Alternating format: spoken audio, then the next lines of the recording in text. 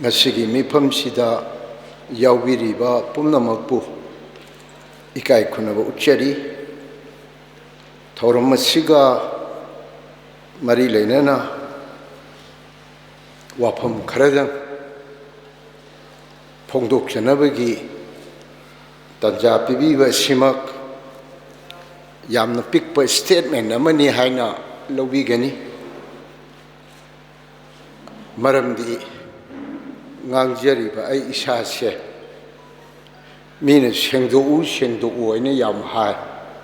aduda sengdo pase laalaga sengdo e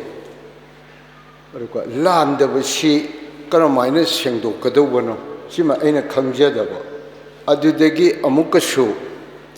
aina ngangjaruriba adumsu thamjage numittu mifam ama phambani press meet ama tawani ahanni aidana aibu spokesperson oina aibu hapibe mayam dugi wa se taraga waroisin ama pibani aina pijari badudi mayam gi sentiment adu subsinjaraga aina mayam na sumdawna laure haiba migi sentiment su soktana ba isaga su khara yauraga nungai travanina khara nungai tana haijekre masidi adum miyoibeda leiba machatni haina lawigani aduga achumarandi miyamna lepsesanu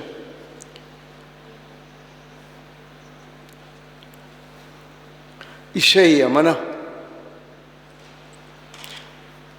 bharat barshasida leiriba miyoi koti kayagi mamittagi mapi leptana sinthali isai amana o mere watan ki logo जरा आंख में भर दो पानी लता मंगेशकर की इसैना भारत वर्षदनतना भारत वर्ष की वांग पृथ्वी की लेपा खुदी मत सकाएगी सैरेंग मन इसैवने सागा पृथ्वी की चौखट लब लेपा कयादा मागी मागी मरोंदा हंदोक नदना सक्शोनरी वैष्णव जन तो तेना कहिए जे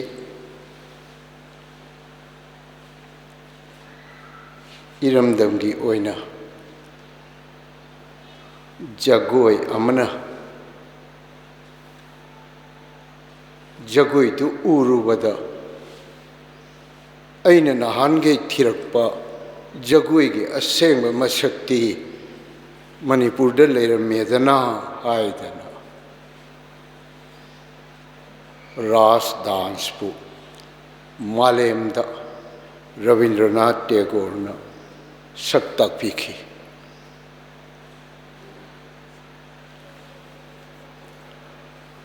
हरिश्चंद्र की लीला येंगुरगा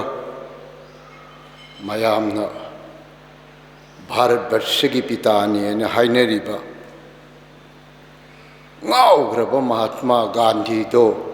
मोहनदास करमचंद गांधी की मपुंशी की फिरेप अमा होंगी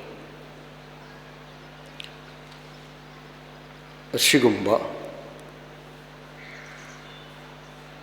इसे सक्सदुना मपुंशी असि मियोइबा खुनागी याइफनबदा खंजरीबा Jagoi साजरगा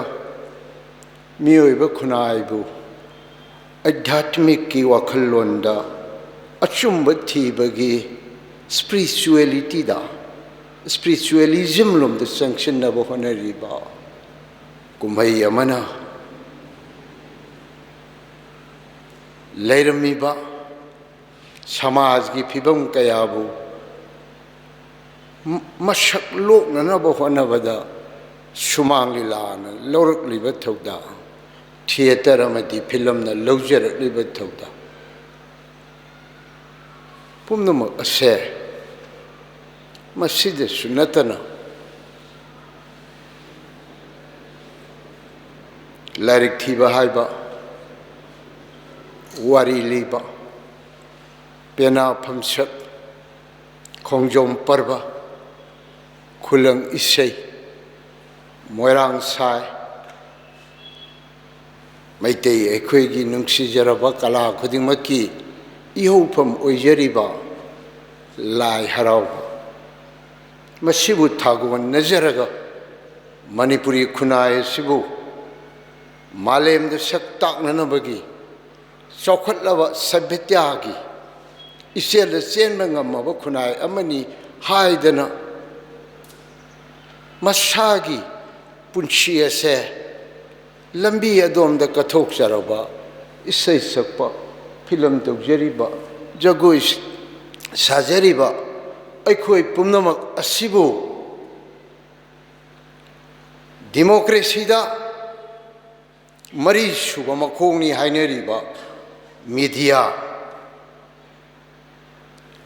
abu khoini ikai khunadaba yabrani democracy gi mari shuba makhongni hoji paliba lengak mapu ibiriba chief minister se media gi dama punche se kathok charaba yamna khangba awana pumnama khangjaba dugumba misak amani aduna mahakna media gi awaba se koknaba magi level dagi magi tawya bu kaya tawbiri mado aikhoidi nungai jaribani yaurakhini aikhoigi artist ki saruksu khanjaribani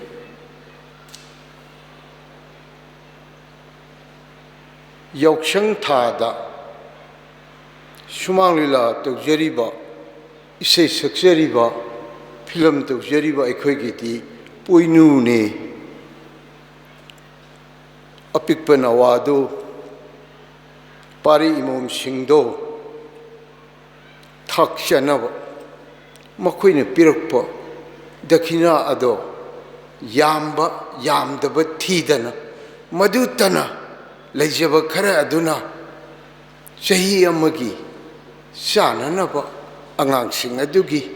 mafi marol setnanaba thaurang jaraga isagi ti karisu khandana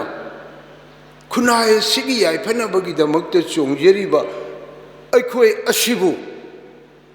section khuding magna asuk yamna ikai khumnabi dabase karigino sanglaba chahi kaya se aidi haijadabani adubu chahi yankhai manga chupna kalagi lamsida since 1965 tagi sangshin jarakpa aduna aidi masida loinaba kathok chakrabanina masigi mayokta ngangakpa se aidi taba se yang wajai sengna haijage it is my simple statement miyam da pijaba aidanate artist community amada sogla abadi jam sogla khigedori film da sogla kadori amada sogla kadori amada sogla kadori amada sogla kadori karigino haida makhoina why am haye isai no mai toba lila phala toba harau ku mai toba akhoi dori su harau ku mai ra lila da phala am happy ba lila phala rane natraga akhoi dori su isai no mai rane adugini aina ngasai lata mangeshkar gi ama aina quote tawraga haijari bedo ani songta sangdam nabi harichandra lila tawbada ongi bedo amta sangdam nabi chokhalaba leibak singnadi adumna khangraga akhoi swaidana tamna hamthaba strata da thambiraga makoi de karisu su haijadaba akhoi amukasu amuk nethapi ge haidana honadana makhoina thengnabadi ngamdraga media house adu da thengnagadaba dudi tokthoaga madugi nungaitaba phongdokchariba press week adugi spokesperson oina samap tawriba warepa nabada numi humni gi manung de sengdok ro anirak ni aham mu haigre ako mu haire natradi action laureni 1/3% third party yaman madu aina sum khanjaba dai maming su khangjade imung manung na sum tabada di ai she lekai na su akoi gi kari haini hujiki leina pa aba mi dong na maju kari lalu jano haidana aingon aing tumandana wa ichiam na hona bire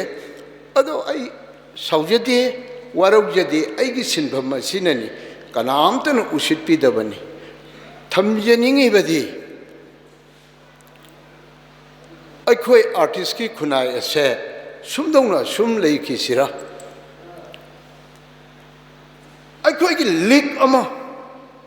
akhoi ki apunba forum ama akhoi ki apunba loop ama akhoi ki apunba union ama hainingba maming ama hairaga semasi maduna larik thiba haibadagina pena phamsak phawba pung isai tawbadagina shumang lila tawba film tawba matangi isai saksaba khaj loina baksi punchillaga semba forum ama league ama maming di kona tholaga su aduma shamauraga akhoi artist ki thengnaraiba laiba piraiba akhoi da saum langlaiba mayamsi punna thengminnabana phatra adu erega di artist akhoi khitang di isana khanjariba aina lai ningjariba aina pamjariba sida punshi loiba phawadi tawjabada mai pak na bahona jabada changshin jana bahona jabada madura athingba leiroidra haina khanjabadagi ahan ba igi ngasigi mifam sigi aigi statement ti akhoi pullasi akhoi apunba lik ama semasi maduda tholokba khuding mado mapangan solabani haidana tu sonman sona leibe mahutta haying khoi makon she paya thugai bangamde khoibining tho makon she khoireng makon she thugai bangamo maramdi pullabani na makhoi gi sho hing makhoi kaino ma torokani mohoi adugumna aikhoi gi sho aikhoi gi apunba ma semsi ai haurunu makhoi siglakani haidana akhoi gi picture ba aikhoi gi mahu ba akhoi gi leijari ba shakti ado utpa yanarab gi damakta haing khoi kangbu na punshillaga onthokna maman yang khraba khoi lauraga malemda amrita yenbagumna aikhoi mayam se punshillaga malemda chokhatpagi lambi takadoriba aikhoi she machi aikhoi punchan chi haina ai thamjage horen chu dai de lengshin birba mayamna pambidraga pambiba opinion adum haibirau aingona ngasi thoibse hayengna kanada lakadaw film gi artist ama thokre isai gi artist kaya thokre aingda kaya khudong thiba thokre akoi shumang lila tawjabana khare heli masida pungeraga jagoi sara mohai gumba kayam thokre akoi shibu mohai gi karem na bam oiba uniform kambu gi karem na pham oidana lakchaba akoi ju moina usitpi badi laira dana akoi ju karigum bam samaji akoi kari haideni akoi gi moina lobiri bese yam nan thaba thak da lobi bese akoi yam namak nungai jadre maramaduna apunba loop ama semasi maming di kona thonbiro suggestion tawbiu haibisuma aina thamjabani ani subada ngasigi mi phamsigi khudong chawa lauraga ani suba warepna karigumba ngasi aikoina lepnariba asida warep ama khaktang aina propose tawning badi artist ki apunba asina kanagumba artist amada karigumba maram amagi damakta natraga amagi damakta wathok lanthok ama tholakpada madugi damakta apunba loop asina punna thengnaminagani mapu maranai maromdom tadana nawachani edro hundopi base masimatangdi akoina sumdabra हाइबेगी वाफम दुमतंगा resolution अम लौबीबा पामजै लोइनना अखोइगी ngasiगी तारिबा वारेप असे या ननिथिजना रिकॉर्ड तौबीरगा हाइबीखिबा मयाम अदुदगी मचंगोइबा मयाम अम खोंजिनबिरगा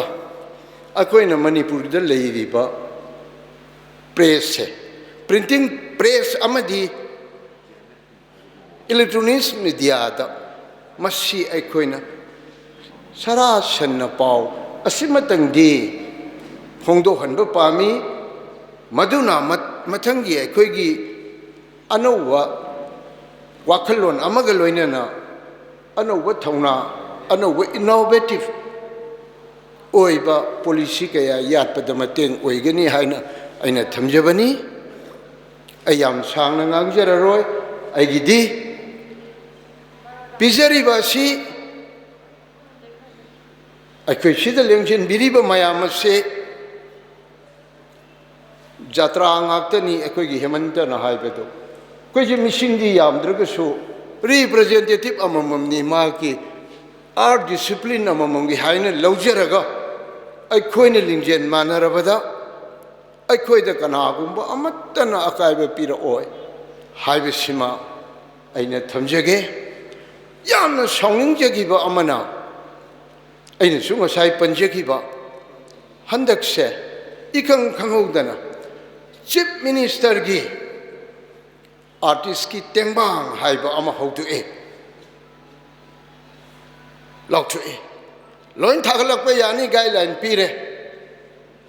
तांग 35 मनुंगदा ABCDE हाइदना मखोइना लौथोक्तना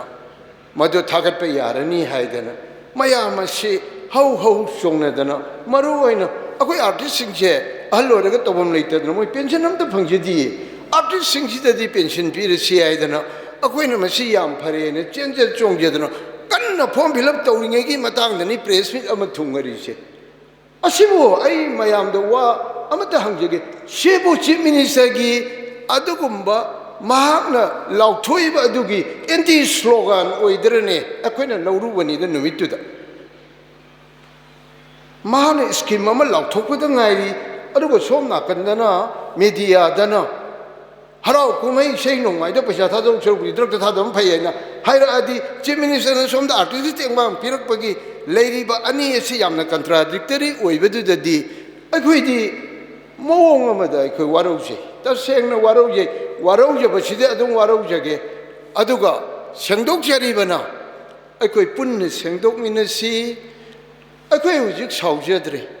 अखोइ सिंगदोखरे ngasai so अखोइ मर मपांग सिंगना हाइबिग्रे अखोइ मखोइना तांग तरुकता फंबदो तांग तरेत फोंगकपदो तांग निपान सुमोइ करिमता हाइदे अखोइ दु तांग मापन द फंब्राय ने खनसि तांग मापन द फंबम दुबा अद्र करिमता हाइदे अखोइना फंग्रब मतुंगदनी मोइना अमुक सेंगदो ए खोतु ए न हाइरिदो अदुनदी मोय अखोइगी छि ngai ले करिगुम्बा अखोइना press meet तहोद्रगदी मदो अदुमक चतखरगदमनी अखोइबु थवइबिदब उसितबसे अदुमक record ओइना अदुमक लेहौरगदबनी अदुबो artist सिंगना Kharag हेना असोमदा मियंग चंगबिबदगी लाकपनी सिदा सुमांग लीला काउंसिल तसेंगबदी अखोइ याम साउना लाई निंग थुंगदना लाई मदुरा निंग थुंगदब मरक्सु अखोइसु निंग थुंगदब अमा ओइना यावजेगिबनी अदो Kanasu Moina ngangibido aranbamta natti yes nungaitaba haibisidi nungaitana haire mado hujikti अखोइदी सेंगदो खरबनीना अखोइदी नुंगाइतब अमता लेजद्रे सिमसु सेंगदो चेंसिको अखोइदी हुजिक नुंगाइतब अमता लेजद्रे अखोइदी नुंसीब थीब कांगबुनी चौखटप पामजब कांगबुनी मरम अदुना अरेमद मतम माहनगदबगी सरुक्ता अनोब सिविलाइजेशन अमा पुरकनब होनबरोमदा अखोइ सेक्शन खुदिमक चंगसिनब मतम ओइरे हाइबसि थमजरगा वाई खरा थमजबसि मतांगसिदा लोइजगे पुनमपु खुरमजरी ओजाबु कायखमनुगचरी मखाता जरपसदि kaikom najaraba theater director Khetri Jugindro oja suling birekpa tobimal khangbu chari loinana yam mangjona nadi lakpiraba ekhoi na laukthokpada yahaudraba kaikom najaraba film forumgi